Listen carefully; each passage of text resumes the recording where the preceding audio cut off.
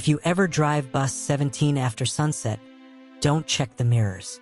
I know how strange that sounds, but if you're watching this, I need you to take me seriously. I broke that rule once, just once, and now something keeps pace with me no matter where I go. I can't see it clearly, not really, but I feel it like a presence waiting for the next time I slip up. And before you ask, no, I'm not imagining this. At least I hope I'm not. I didn't start off believing any of this. I used to laugh at the idea that a bus route could have rules, especially the kind that sound like they came straight out of an internet urban legend. But I'm telling you this because I don't know who else to turn to. Tell me if you've heard anything like this. I need to know I'm not alone. The night everything went wrong, I was just trying to get home. I'd finished the late route, parked bus 17, and stepped out into the quiet lot. Nothing seemed unusual. The street lights hummed. The air was still. But when I reached my car, I felt that pressure behind me. The kind you feel when someone's standing just close enough to breathe on your neck, but you're too scared to turn around. I kept telling myself it was leftover nerves, just fatigue. I convinced myself not to look back, but I had already looked earlier. I had already broken the rule, and whatever that rule was protecting me from, I think it noticed. I keep replaying the moment in my head, wondering if I could have stopped any of this. Maybe if I had followed the rules perfectly, I wouldn't be hearing footsteps outside my window at night. Maybe I wouldn't be waking up at 3 a.m. to the faint sound of tapping, like someone trying to get my attention without actually knocking. I know how unbelievable this sounds, and maybe that's why I'm doing this. Maybe saying it out loud will make it feel less real. Or maybe one of you has seen something similar, something that didn't make sense until it was too late. If that's you, speak up. I'm running out of explanations and time. But this didn't start with the footsteps or the tapping or the feeling that my own shadow isn't entirely mine anymore. Back then, I didn't realize how a simple sheet of paper could rewrite my sense of reality, or how a few faded sentences could slip into my routines quietly enough that even daylight eventually felt thinner and less safe than before. Let me start from the beginning, the first day these rules were handed to me. When I first took the job, nothing about it seemed unusual. Driving a school bus wasn't exactly my dream career, but it paid steadily. The hours were predictable, and the staff at Ridgefield High treated me well enough. The campus sat on the edge of town, surrounded by wide fields and long stretches of quiet roads. Most mornings felt calm, almost slow, like the entire place was running on half volume. Honestly, I found the silence comforting. After years of bouncing between jobs, I thought I'd finally stumbled onto something stable. My first week was the usual orientation shuffle. Tour the lot, meet the other drivers, get assigned a bus that smelled faintly of vinyl and hand sanitizer. My coworkers seemed friendly enough, though there was something a bit off in the way they spoke about certain parts of the job. Not in a dramatic or obvious way, just small hesitations, looks exchanged between them, like they shared inside jokes I wasn't meant to understand. Most of the students were typical teenagers, earbuds in, backpacks slung low, half asleep before first bell. They'd shuffle on, mumble greetings, and scatter to their preferred seats. Nothing strange, nothing out of the ordinary. At that point, everything was the normal kind of boring, the kind you stop noticing after a few days. But even in that quiet routine, a few things stuck out. The radio system in bus 17 crackled more than the others, like it was picking up distant static despite being checked and cleared. The GPS looked newer than the rest of the equipment. Sleek touchscreen, bright display, but for some reason it updated itself twice in my first week, something the mechanics shrugged off as an occasional glitch. And the older drivers, the ones who'd been there the longest, always lingered near the garage after sunset. Not to chat, more like they were waiting for someone to come back. One afternoon, during a break, I sat with a driver named Carl, a guy who'd been there nearly 20 years. He had the relaxed posture of someone who no longer cared about impressing anyone, but his eyes told a different story, watchful, always tracking something over your shoulder. "It's easy work," he said, sipping from a thermos that smelled like cheap coffee. "Unless you get the night route. I laughed, assuming it was some kind of new guy tease. "What's wrong with the night route?" He didn't laugh back. "Nothing, as long as you follow the rules." I waited for him to explain, maybe crack a grin, but he just tightened the lid on his thermos and walked off before I could ask what rules he meant. I figured he was just messing with me, but the way the other drivers avoided eye contact made me second-guess that a little. Schools always have rumors, right? Growing up, my old school had the usual urban legends. Haunted hallways, a ghost janitor, lights flickering for no reason. Maybe Ridgefield had its own set of stories, ones no one bothered telling me because I was the new hire. But every time I tried to bring it up casually, people got vague or changed the subject. Even the students, especially the students. Still, I convinced myself it was nothing. A new job, unfamiliar people, a different routine. Adjusting to all that can make you see patterns where there aren't any. And for a while, the days passed quietly. I picked up my route sheets, drove my kids, parked the bus, clocked out, went home. Normal. Comfortably normal. But something about the way everyone acted around sunset stuck with me. Like the quiet wasn't a peaceful kind, but the held breath kind. I didn't understand it then. Not until the day a supervisor dropped a sealed packet onto my desk, looked me straight in the eye, and said nothing at all. And then I received the packet, the rule sheet. The packet wasn't thick, but it felt heavier than anything else on my desk. Inside was a single sheet of paper, folded twice and slightly yellowed at the corners, like it had been copied and recopied for years. At the top, in bold letters, it said, "Rules for Bus 17. I thought it was some standard safety checklist until I read the first line. Rule 1. Do not use the rearview mirror after 7 p.m. That stopped me. The rearview mirror is one of the most basic tools a driver relies on. Not using it felt like being told to drive blindfolded. I figured it had to be a typo or some outdated instruction from before the buses were updated. But the supervisor hovering nearby didn't look like someone handing out outdated instructions. "Is this right?"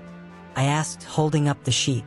The supervisor, a man named Harris, glanced at it only briefly before nodding. "You follow what's written," he said. "Nothing else. No explanation, no context. Just that." His tone wasn't harsh, but it had a finality to it that made me drop the question. Rule 2. If a student boards the bus after your final stop, do not acknowledge them. I reread that one twice. Students sometimes run late, chase the bus, or wave you down at the last second. Ignoring them felt wrong, but the wording was clear and oddly specific. "Why wouldn't I acknowledge them?" I asked. Harris shook his head. "Because they're not supposed to be there." Rule 3. Never stop the bus between red markers. This one sounded almost reasonable at first, maybe construction, unsafe turns, or restricted zones. But I'd never seen red markers on any road in my life. When I asked about them, Harris only said, "You'll know them when you see them," which did absolutely nothing to calm my nerves. Rule 4. If someone taps on the back door, keep driving. No hesitation, no checking, no stopping. That one bothered me more than the rest. A tap on the back door usually means a student was left behind or someone needs help. I couldn't imagine ignoring it. But the instruction was firm, underlined twice. Not a suggestion. Command. There were smaller rules too. No opening windows after dusk. No responding to voices that didn't come from inside the bus. And a handwritten addition at the bottom. Do not let the engine stall after dark. That one looked newer than the rest, written in a shaky pen stroke that didn't match the printed text. I wondered who added it and why. I tried to laugh it off. Plenty of workplaces had odd traditions or outdated policies, and maybe this was just Ridgefield's way of messing with new hires. But something about Harris's expression told me otherwise. He didn't look amused or conspiratorial. He looked tired, like someone repeating instructions he didn't fully trust but had no choice except to pass along. Have other drivers ever questioned these? I asked cautiously. Harris let out a short breath, almost a sigh. Some have, he said. They didn't last long. He didn't elaborate, and I didn't ask.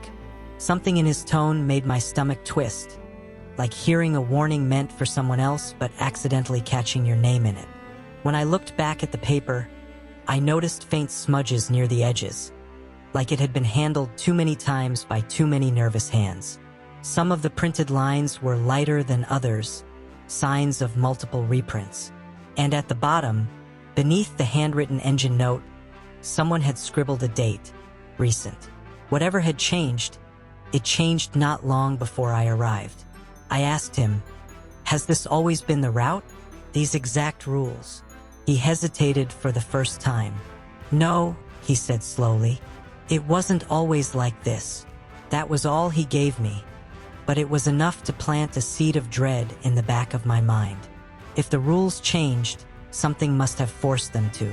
I folded the sheet and slipped it into my jacket, trying to convince myself it was simply an overcautious list, a quirky relic of the district's past or some safety exercise blown out of proportion. But the weight of it stayed with me, a constant reminder that someone had written these rules for a reason. Someone had seen something that demanded them. As I walked out of the garage that evening, the sun dipping low behind the hills, I felt a subtle shift in the air. Maybe it was my imagination, maybe just nerves, but the buses lined up in neat rows looked less like vehicles and more like quiet sentinels watching and waiting. I didn't understand the rules until the first incident. Looking back now, I realized those rules weren't warnings in the traditional sense. They were boundaries, thin lines someone drew to keep people from wandering into something they couldn't explain. At the time, though, they felt more like eerie suggestions, the kind meant to unsettle rather than inform. I kept thinking about the drivers who didn't last long, wondering what that even meant. Did they quit? Transfer? Or did something else happen that no one wanted to talk about? The unanswered questions built up slowly, settling in the corners of my mind like dust I couldn't wipe away. Even then, I sensed the job demanded more awareness than anyone admitted to me. The first incident happened on a dusky Thursday afternoon, the kind of evening where the sky can't decide if it wants to stay bright or give up and turn fully dark. I remember thinking the clouds looked strangely low, almost like they were skimming the tops of the trees. But at that point, I still didn't take any of the rules seriously. They were odd, yes, but not enough to make me paranoid. Not yet. I was a few minutes ahead of schedule, so I wasn't surprised when the GPS recalculated the route. It did that sometimes, glitchy software, or at least that's what the mechanics claimed. But this time, instead of updating the usual turns, it displayed a fork in the road that shouldn't exist. On the screen, a thin gray line branched off to the right, leading into an empty patch of field. I knew that area well. There was nothing there. No road, no houses, not even a footpath. I tapped the screen once, thinking it'd correct itself. Didn't. The bus slowed a little as the GPS insisted I prepare to turn. A calm voice repeated, "Right turn ahead." It always sounded calm, but tonight it felt almost too calm, like it was certain of a road no one had ever built. I kept driving straight, ignoring the directions, and the GPS recalculated again, but slower this time, as if reluctant to let go of its mistake. Has anyone else ever had tech glitch at the worst possible time?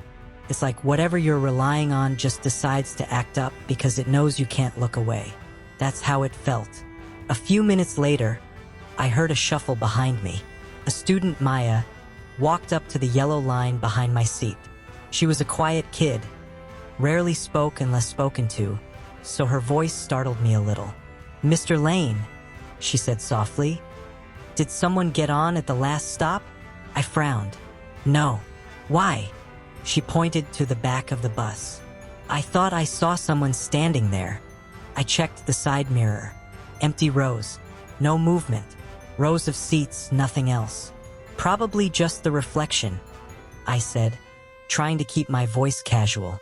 "Sun's low today," but I felt a chill crawl up my arms anyway. I pulled the intercom mic down from its hook to make an announcement.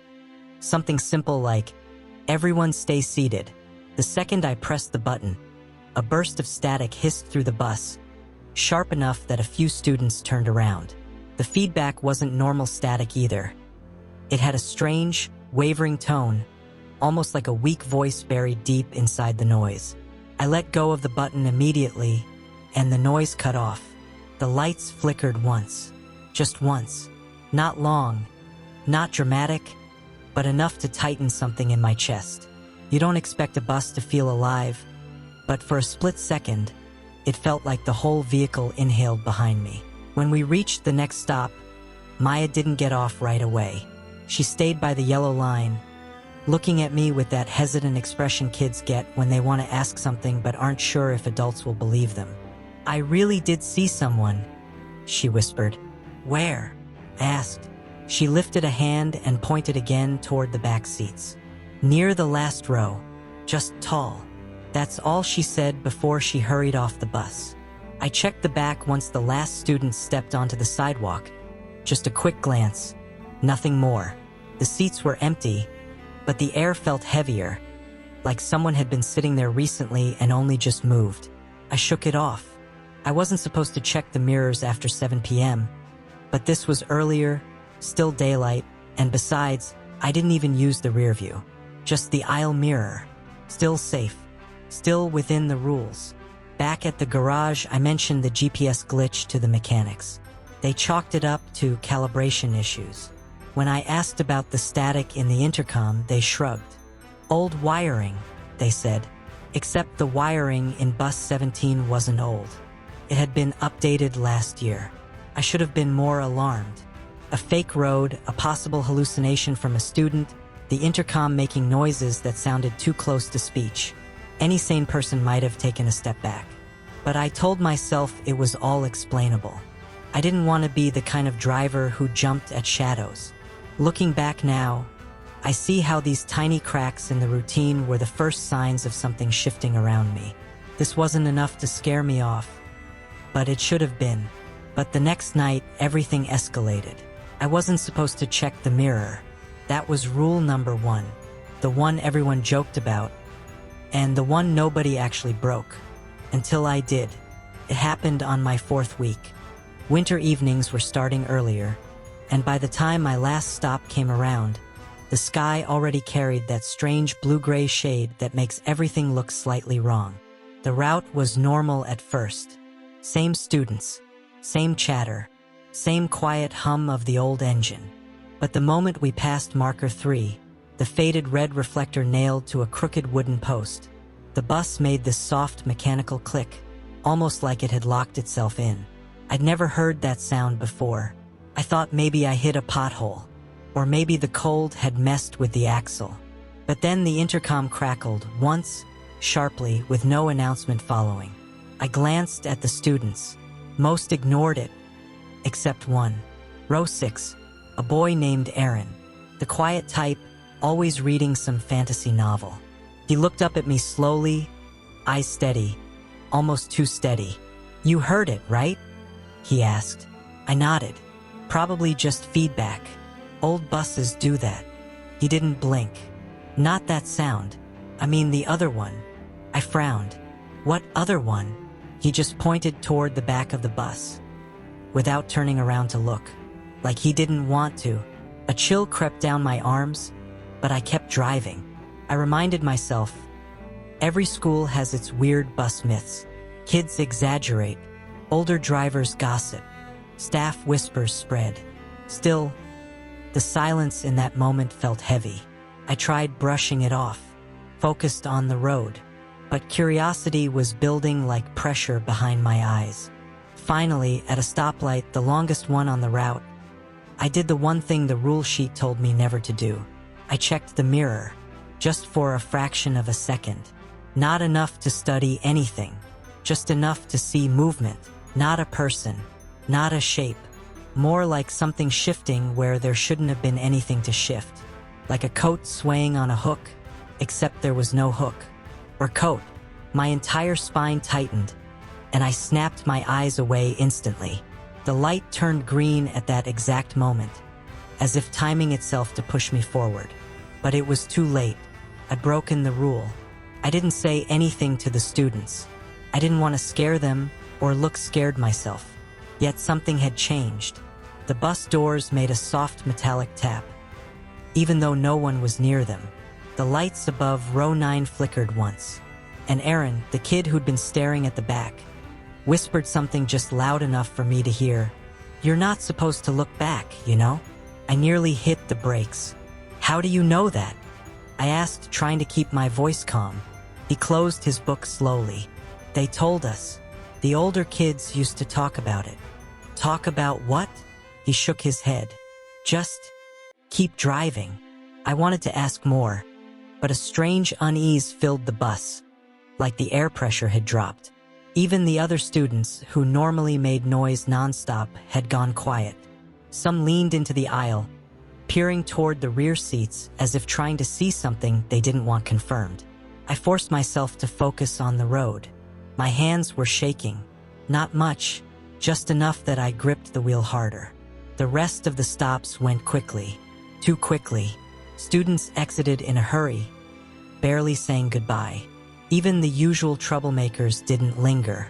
When the last student got off, I closed the doors and exhaled. Relief washed over me until the dashboard GPS blinked from route completed to night route enabled. I froze. I had never enabled that. I had never seen that mode, and I definitely wasn't assigned to any night route. Before I could react, the bus made that same locking click. The headlights shifted direction, all on their own, pointing toward a narrow side road I had never driven down, one I didn't even know existed. I didn't move, didn't breathe, because at that moment the rule sheet finally made sense. Some routes aren't meant for drivers. Some are meant for the ones who wait. And I realized something I'd been trying not to admit since the first day. Maybe these rules weren't old superstitions. Maybe they were warnings. And maybe breaking that one rule had just put me on a route I never signed up for. Transition line. And then came the night route I never agreed to, but couldn't escape. I didn't agree to any night route. I wasn't trained for it.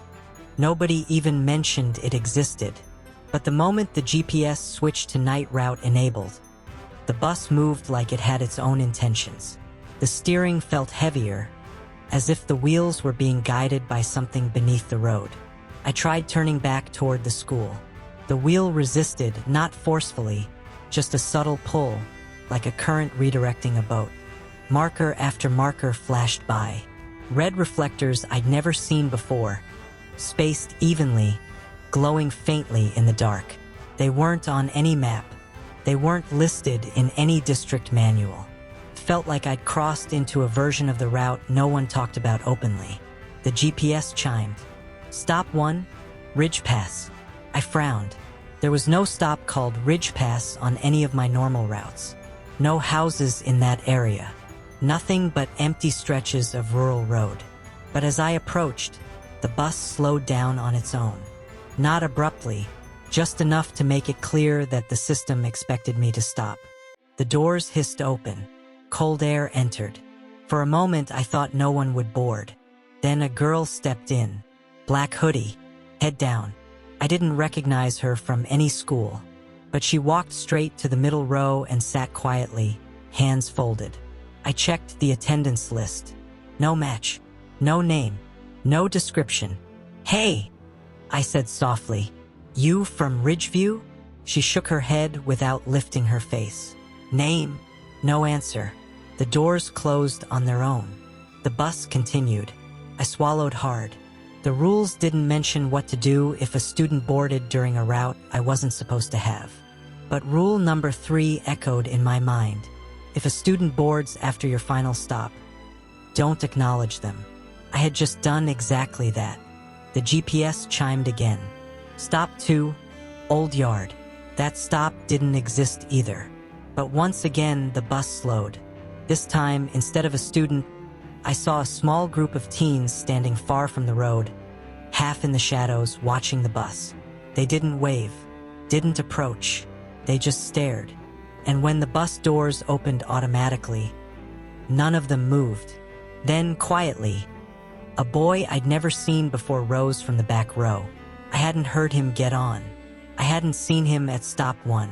He walked forward and stepped off the bus without saying a word, joining the silent group.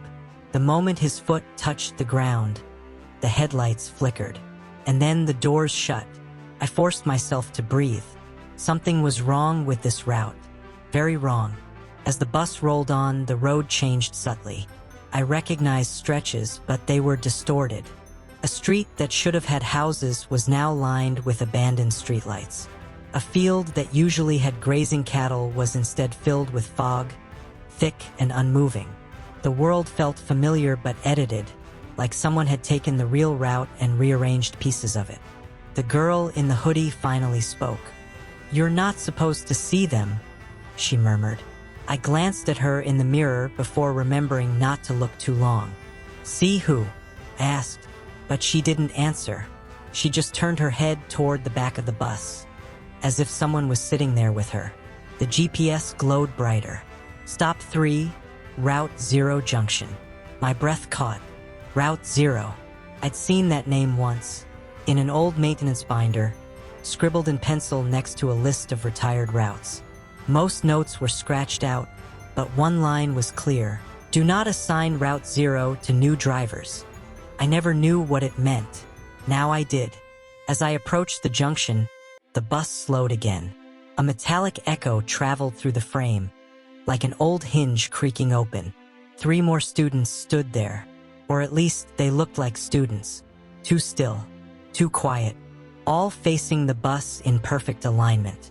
Without boarding, the doors didn't open this time. Instead, the girl in the hoodie whispered, "They're checking." "For what?" I asked. "That you're still driving."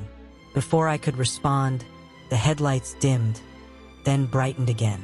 The silent students faded from view as if swallowed by the shadows. The bus moved on. I checked the onboard camera feed, hoping it would give me some clarity. All 4 screens were static. Every camera showed the same gray fuzz, shifting like fog trapped behind glass. I tapped the screen.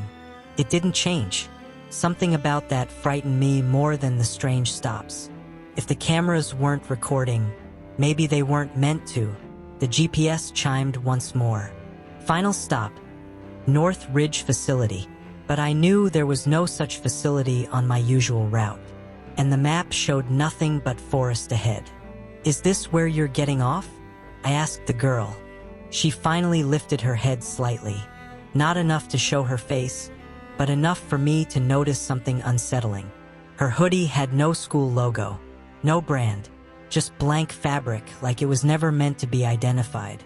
"This is where the route takes you," she said. "Not us." The bus began turning down a narrow path framed by tall trees. Branches scraped the sides lightly, like fingers brushing metal. And then I understood. I wasn't transporting students. I wasn't following a district route. I was being taken somewhere drivers weren't supposed to end up. Sometimes the bus wasn't taking me where I wanted to go. It was taking me where it wanted to go. Transition line. This is when I finally confronted a staff member, because someone had to tell me what Route 0 really was. I didn't wait until the next morning. The moment I pulled the bus into the lot, I headed straight for the small prefab office where supervisors pretended to do paperwork, but mostly drank lukewarm coffee and gossiped about traffic. The lights inside were dim, and the blinds were half closed, like they were trying to hide from the night outside. Mr. Halden, the route coordinator, looked up when I pushed the door open. He didn't ask how the night route went. He didn't even offer the usual forced smile. Instead, he stared at me as though he already knew exactly why I was there. "We need to talk," I said. He set his clipboard down slowly. "I figured." I closed the door behind me. "What is Route 0? His jaw tightened, just slightly, but enough. "There is no Route 0, he said in a rehearsed tone. "Cut the script," I snapped. The GPS switched to it on its own, and students, or whatever they were, got on and off the bus. Places showed up that I've never seen before. The cameras didn't record anything. I took a breath. I need answers. For a moment, he didn't speak. The only sound was the distant hum of the bus engines cooling in the lot. Then he stood, walked to the window, and pulled the blinds shut completely. "You're not supposed to drive it," he said quietly. "New drivers especially." "Then why did it assign itself to me?" He didn't turn around. "Because sometimes the system updates. It shifts. And when it does, a driver gets pulled into the wrong route." He paused. "Or the right one, depending on who you ask." I stepped closer. "The rules. What are they really for?" He finally faced me. His eyes looked tired in a way no amount of sleep could fix. "You follow the rules," he said. "Not to protect the kids. You follow the rules to protect yourself." A chill went through me. "From what?" He shook his head. "Not what. Where." That didn't make me feel better. "There's something tied to this district," he continued. "Something old. The routes intersect with things they shouldn't. Places they shouldn't." He rubbed his forehead as if searching for a gentler explanation he didn't have. "That's why the markers matter. The times. The mirrors." I swallowed. "And the students who board at the wrong stops? You don't acknowledge them," he said firmly. "Most of them aren't meant to be here. You give them less attention, and they give you less attention. That's how you stay safe." "Who taught you this?"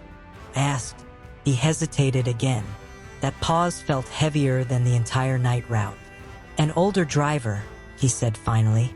"Only one who lasted long enough to pass anything down." "What happened to the others?"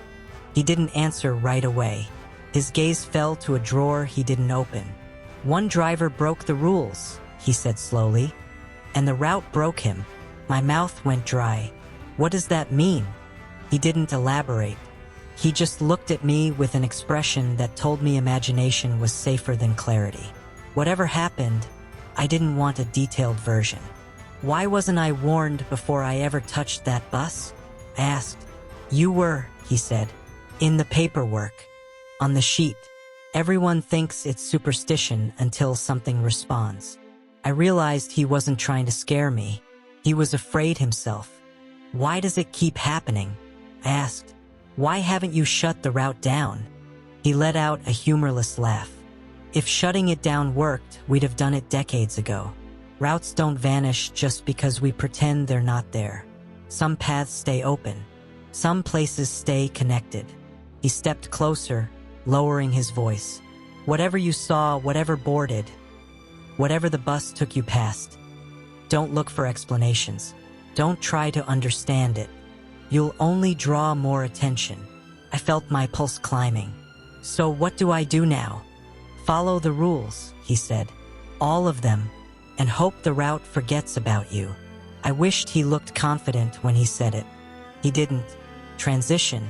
But that warning came too late for me. I told myself I wouldn't slip again. Not after everything the supervisor said.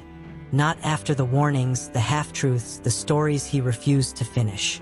But fear doesn't always keep you safe. Sometimes fear makes you careless. It was my last route of the week. A normal evening run that should have ended by 6. Sunset was still a good hour away when I started, and I kept repeating the rules in my head like a mantra, especially the one I'd broken before. Don't check the mirrors after 7 p.m. Simple, straightforward. Yet I had this uneasy feeling all day, the kind that hums just under the skin, like a warning you can't translate. By the time I reached my second-to-last stop, the sky had darkened faster than it should have. Clouds drifted in without sound or wind. Streetlights flickered on in tight unison, as if reacting to something unseen.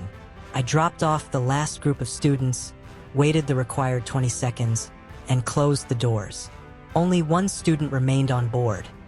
A quiet kid named Mason who always sat in the second row, earbuds in, hood up, never causing trouble. Normally, I chat a little. Tonight, I stayed silent. There was something unusually heavy in the air. Then the GPS chimed. Route updated.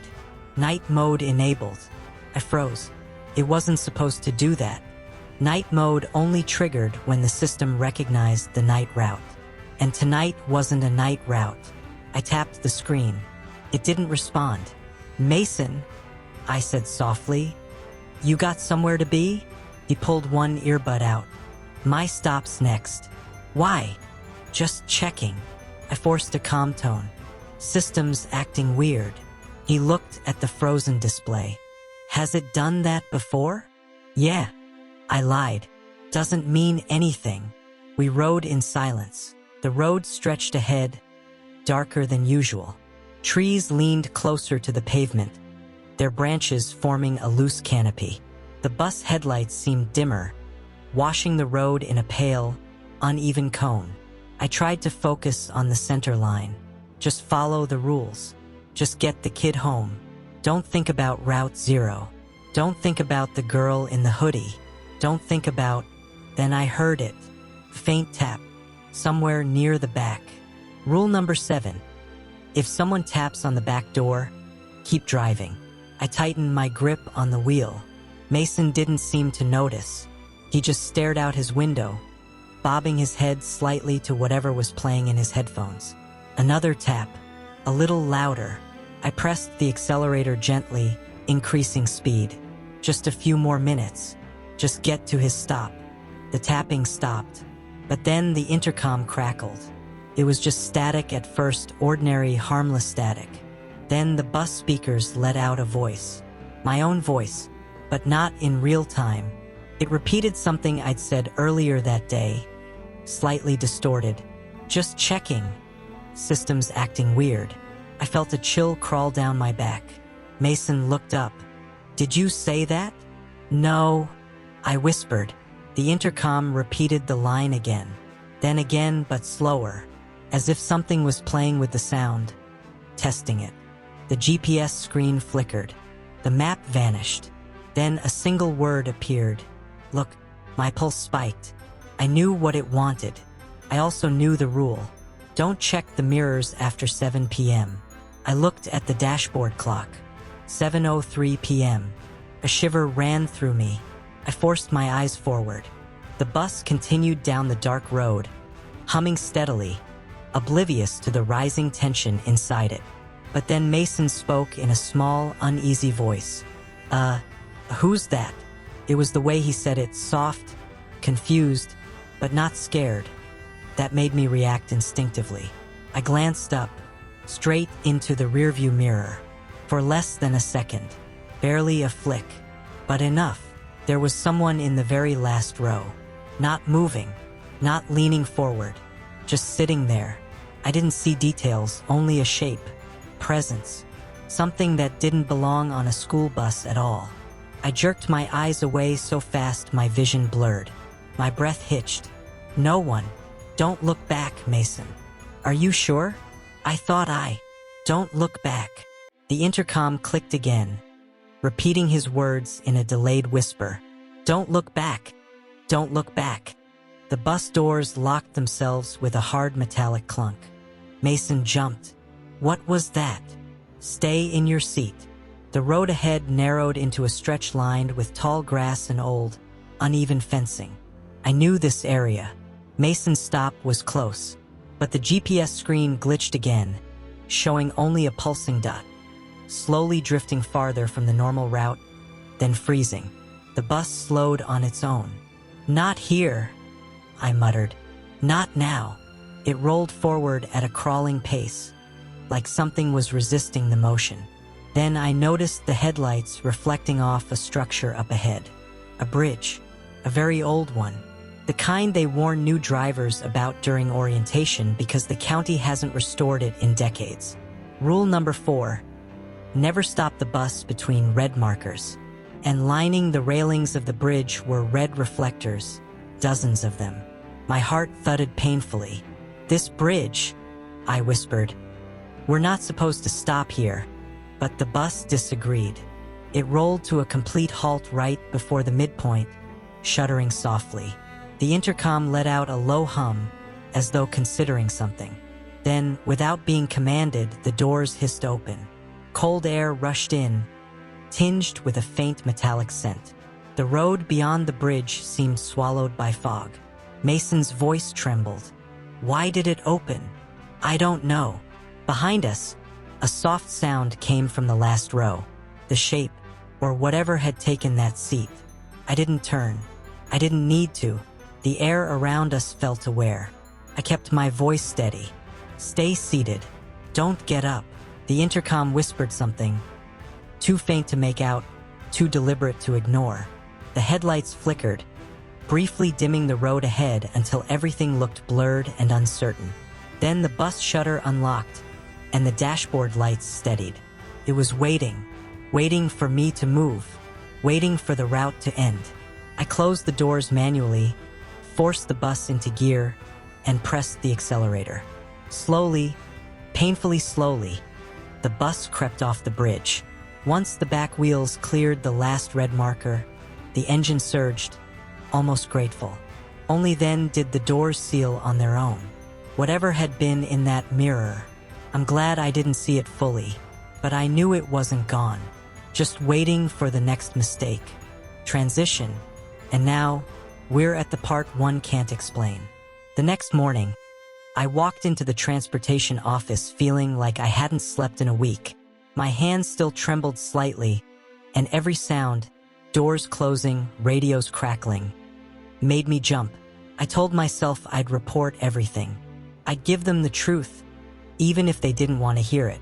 But when I finished explaining what happened, the supervisor just nodded slowly, as if I described nothing more unusual than a flat tire. He didn't write anything down. He didn't call anyone in. He just replied, "Systems glitch sometimes. Night driving can mess with your perception." I stared at him. There was someone on the bus. He shrugged. "Camera footage doesn't show anyone. Just you and one student. That's impossible." He slid a tablet across the desk. The footage looped. Empty rows, quiet aisles, no one sitting in the back. Even the intercom distortions weren't recorded. Just silence. Perfect, uninterrupted silence. "It's clean," he said. "Maybe you were stressed. Happens more often than you'd think." I wanted to argue. I wanted to grab the tablet and tell him to look harder. But something in his expression told me he wasn't dismissing it because he thought I was wrong. He was dismissing it because he already knew the conversation wouldn't go anywhere useful. As if this was part of the process. When I left the office, a new paper sat in my driver's mailbox. At first glance, it looked like the same rule sheet I'd been given on my first day. But near the bottom, written in the same stale font as the others, was an additional line I'd never seen before. Rule number 12.